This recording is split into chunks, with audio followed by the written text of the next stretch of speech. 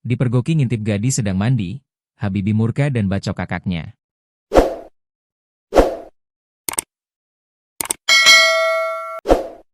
Polsek Cakung telah mendatangi Rumah Sakit Persahabatan, Kecamatan Pulau Gadung, Jakarta Timur untuk melihat kondisi korban pembacokan, Minggu, 12 April 2026. Korban berinisial BW, 31, dibacok oleh adik kandungnya sendiri bernama M. Habibie karena tak terima ditegur mengintip remaja 13 tahun. Kapolsek Cakung, Andre Triputra mengatakan, kondisi korban sampai detik ini masih kritis usai kepalanya dibacok gunakan golok.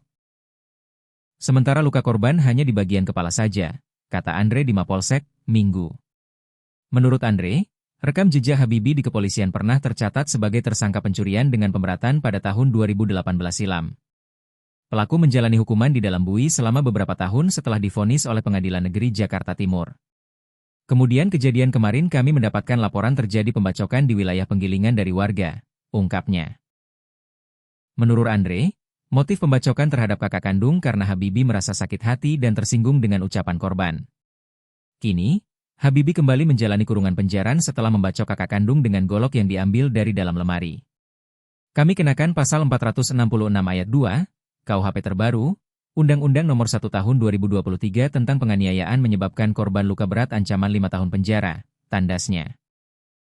Sebelumnya, tak terima ditegur usai mengintip remaja perempuan 13 tahun sedang mandi, Habibie, 20, nekat membacok kakak kandungnya berinisial BW, 31, di bagian kepala hingga kritis.